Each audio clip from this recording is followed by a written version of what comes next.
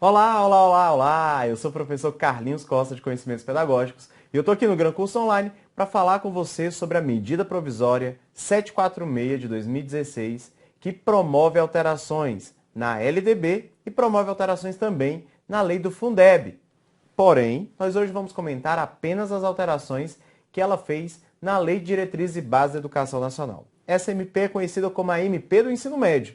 Por quê, Carlinhos? Porque trouxe alterações substanciais nos artigos que versam sobre o ensino médio e naqueles que tratam dos currículos, onde a gente potencialmente tem questões do ensino médio, ele faz algumas alterações. Essa MP é uma novidade no ordenamento jurídico, então foi uma decisão e uma forma de legislar unilateral do presidente da República, que tentou então promover uma alteração no ensino médio. Essa alteração neste momento ainda está em discussão e essa discussão tem até 120 dias para acontecer. Tem 60 dias prorrogáveis por mais 60 dias. E esses 120 dias são a quantidade de tempo que foi posta aí para essa discussão. Essa alteração do ensino médio vem no momento em que se observa inúmeras questões com relação a essa etapa da educação básica. O ensino médio ele está com o IDEB mais ou menos com o mesmo valor desde 2011. A proficiência dos alunos não amplia-se. Então, a gente tem visto que ele não tem surtido os mesmos efeitos que outrora. Então, o momento é mais do que propício para alterações. Porém, a forma que essa MP foi editada, algumas pessoas têm visto como imperiosa e autocrática, porque foi uma decisão unilateral. Porém, o poder legislativo, que tem como função típica legislar, está sendo ouvido, abriu discussão e tem esse prazo de 120 dias. A justificativa do Poder Executivo para constituir essa MP foi a seguinte: precisávamos promover alterações de maneira rápida. Se abre uma discussão de maneira ampla para que todos possam participar, a alteração do ensino médio demoraria no mínimo uma década. Essa foi a justificativa deles. Então, a ideia foi fazer isso para que a discussão dure no máximo 120 dias. E ao final desse prazo, essa MP ou vai se transformar em lei ou sofrerá alterações. Ela já possui hoje 347 emendas ao texto que foi proposto. Então, eu acredito que nos próximos dias essa MP deve ser editada como lei e deve sofrer algumas alterações. Porém, não estamos aqui para discutir o futuro, e sim o presente. Então, vamos dar uma olhada no nosso material para a gente entender o presente. Dá uma olhada. Lei de Diretrizes e Bases da Educação Nacional. Nós estamos falando aqui de uma atualização. E essa atualização, senhores, vem de onde? Vem da Medida Provisória do Ensino Médio, a MP 746 de 2016. Tudo bem? E aí, gente, para começar essa nossa conversa, eu quis trazer para você um quadrinho aqui que nos ajuda a entender algumas questões. Poder legislativo, qual é a função dele? Função típica é legislar e fiscalizar, promover atos que criam as normas, os atos normativos. Então, ele cria as leis e as normas e fiscaliza o poder executivo. Na sua função atípica, ele faz o quê? Administra os seus bens, o seu pessoal e os seus serviços. E na sua função atípica jurisdicional, ele julga autoridades públicas, principalmente por crime de responsabilidade. Então, o Congresso, a gente teve esses últimos dias um exemplo do Congresso julgando a presidenta Dilma, e aí era julgada por um crime de responsabilidade. Já o Poder Executivo tem na sua função típica administrar a coisa pública, tornar atos administrativos. E aí ele atua na função legislativa quando edita medidas provisórias. E é aqui que nós estamos conversando, tá bom? Ou quando faz leis delegadas. E no sentido jurisdicional, quando está aí a julgar processos administrativos. O Poder Judiciário, em sua função típica, tem função jurisdicional. Nas suas funções atípicas, ele administra seus bens, pessoal e serviço e elabora os seus regimentos internos, as suas normas internas. Esse quadro todo é para entender que o Poder Executivo agiu em sua função atípica, produzindo e editando essa medida provisória. Então vamos entender o conceito de medida provisória. Dá uma olhada. No âmbito do direito constitucional brasileiro, medida provisória, MP, é um ato unilateral do presidente da República com força imediata de lei, sem a participação do Poder Legislativo, que somente será chamado a discuti-la e aprová-lo em momento posterior. O pressuposto da MP, da medida provisória, de acordo com o artigo 62 da Constituição, é urgência e relevância. Cumulativamente. Tem que ter as duas coisas juntas. Então, eles disseram, mudar o ensino médio é relevante, porque nós continuamos com o mesmo ensino médio de outrora, e essas mudanças se mostram urgentes, porque eu preciso fazer isso de forma rápida. Então, é relevante e é urgente. Essa foi a justificativa para alterar o ensino médio. Essa discussão não foi feita, porém, aparece no ordenamento, então, uma nova configuração para esse ensino médio brasileiro. Você entendeu do que eu estou tratando? Esse tratamento que a gente está falando, eu trouxe para você um histórico da medida provisória, para você entender que ela é um ato do Poder Executivo que o presidente da República editou e agora o Poder Legislativo está discutindo sobre isso, fazendo audiências públicas. Inclusive, hoje eu estive em uma audiência pública para discutir a MP. Então, a gente tem aqui um momento de discussão para entender tudo isso que foi posto nessa medida provisória, para propor as emendas, fazer defesas ou entender o percurso formativo que ela vai ter, como ela vai se constituir para alterar essa etapa da educação básica nos nossos sistemas de ensino. Tá legal? Então, continua olhando aí. O que eu organizei? Primeiro, do que ela trata. Então, vamos lá. Essa medida provisória institui a política de fomento à implementação de escolas de ensino médio em tempo integral. Então, a principal característica dela é fazer o quê, Carlinhos? É apoiar a implementação das escolas de ensino médio em tempo integral. Por isso, ela vai alterar a Lei 9394, que estabelece as DCNs, e também vai alterar a Lei 11.494 de 2007, que vai regulamentar o Fundeb, o Fundo de Manutenção e Desenvolvimento da Educação Básica. Tudo bem? E o que ela trata? Dá uma olhada, o que eu fiz? Eu trouxe aqui o primeiro artigo dela. Ela diz assim, ela vai passar a vigorar e alterando a LDB nas seguintes proposições. Olha o que eu coloquei aqui, inclusão. Então, esse parágrafo único aqui foi incluído, tudo bem? Lá no artigo 24, e do que versa o artigo 24? Só para você lembrar, o artigo 24 da LDB versa sobre as regras para ensino fundamental e ensino médio. E ele acresceu, ele incluiu esse parágrafo único que não existia. Ele vai dizer que a carga horária mínima anual de que trata o inciso 1 do caput deverá ser progressivamente ampliada. E qual era, Carlinhos, a carga horária que está lá no inciso 1º deste artigo? A carga horária, galera, é essa daqui, é de 800 horas anuais. Essas 800 horas são distribuídas em, no mínimo, 200 dias. 200 dias de quê? De efetivo trabalho. Isso, Carlinhos, de efetivo trabalho escolar, excetuando os dias de exames finais. Fechou. É isso que dizia o caput. Então ele está dizendo o quê? Que progressivamente eu vou ampliar esse tempo. E vou ampliar esse tempo onde? Então ampliar essa carga para quem? Eu vou ampliar essa carga para o ensino médio. E para o ensino médio, a ampliação vai ser agora, ele vai ter 1.400 horas, ok? 1.400 horas.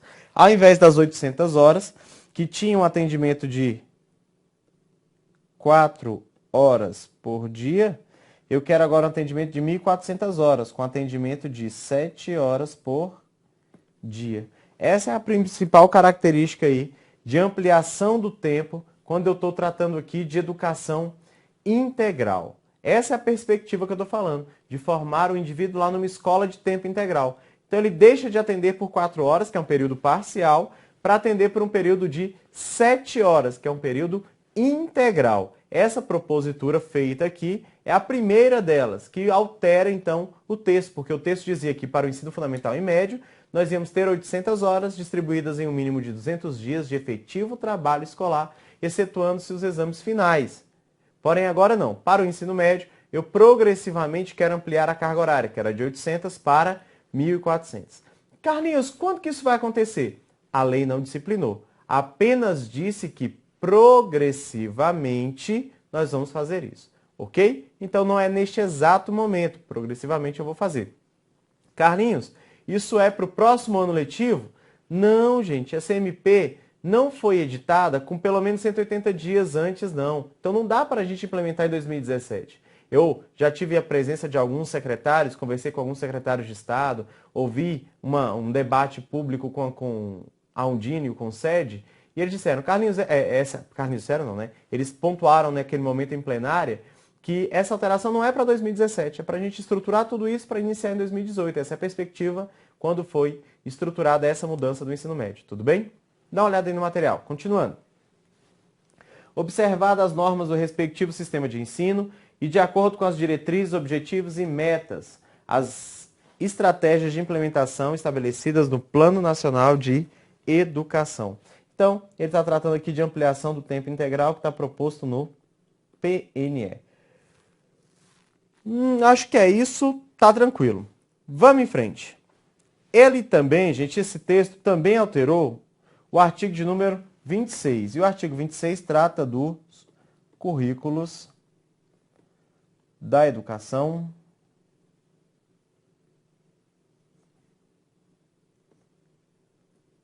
básica. E aí eu fiz aqui, ó, eu coloquei o texto antigo, vou anotar aqui, ó, texto antigo, que não existe mais. Por que, Carlinhos? Para que você depois possa entender por que ele não existe. Tá bom? Quando a sua prova cobrar, você vai saber.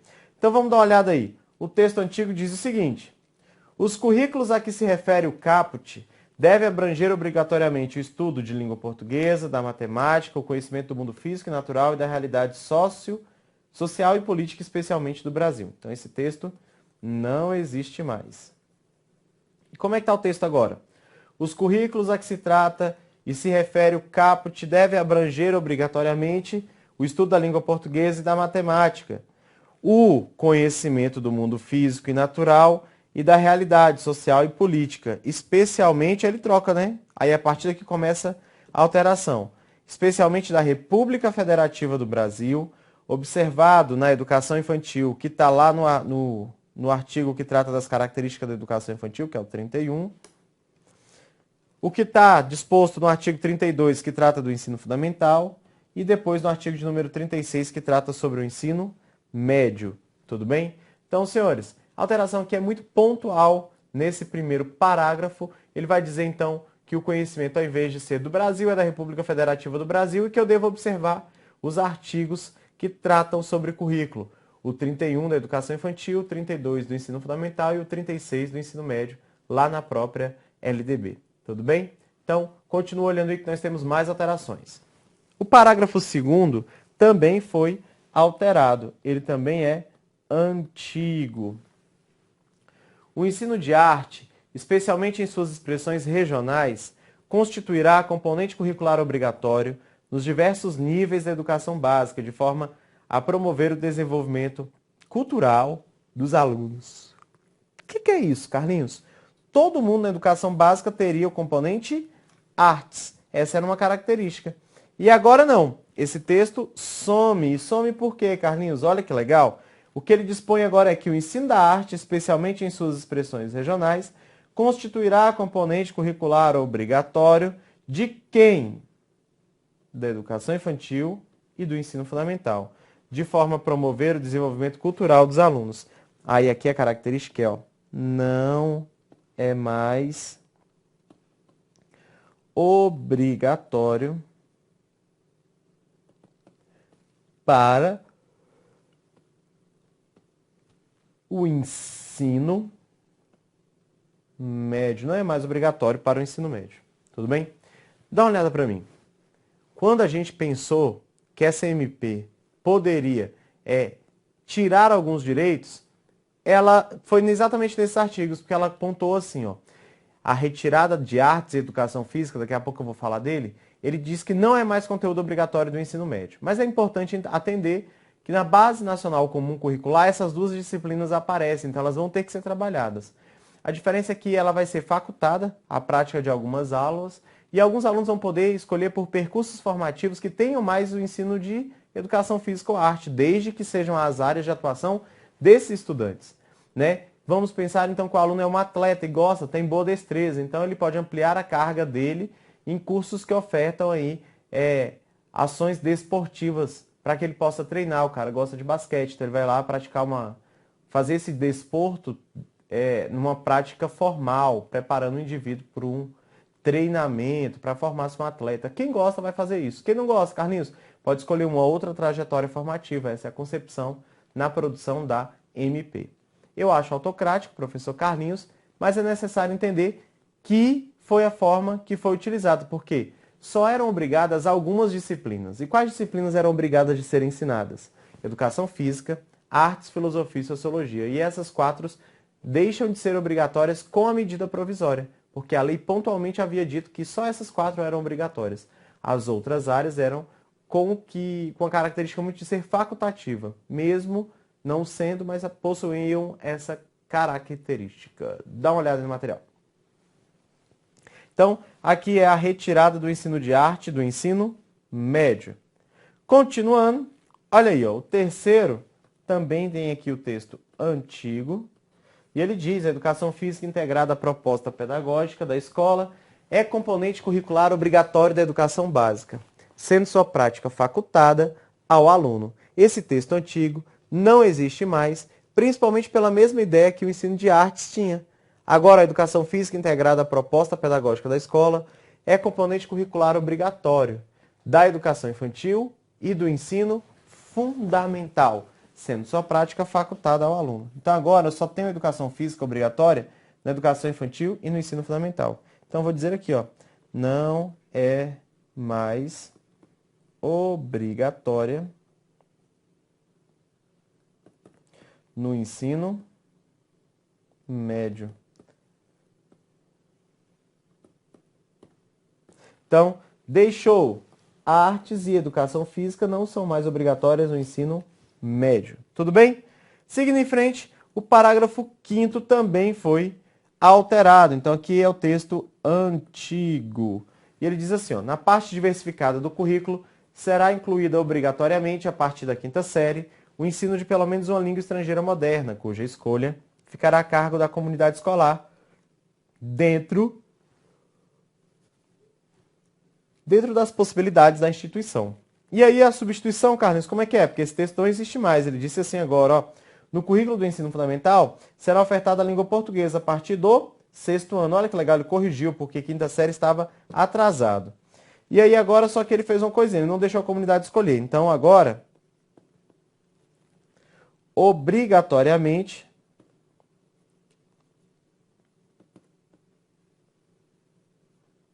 o ensino de língua estrangeira moderna será da língua inglesa. Obrigatoriamente eu vou ter que ter o ensino de língua inglesa a partir do 6º ano. Tudo bem? Outra alteração é o parágrafo 7º desse mesmo artigo 26, tá bom? Os currículos do ensino fundamental e médio devem incluir os princípios da proteção e defesa civil e educação ambiental, de forma integrada aos conteúdos obrigatórios. Legal, agora não aparece mais disso, mas ele vai falar dos temas transversais, tá legal? Ele vai dizer que a Base Nacional Comum Curricular vai dispor sobre quem são os temas transversais, que esses temas que ela disser podem ser incluídos nos currículos de que trata o caput. Quais são os currículos? Da educação infantil, do ensino fundamental e do ensino médio. Essa é a concepção. Então, a base, gente, que ainda não existe, já está nos documentos a serem seguidos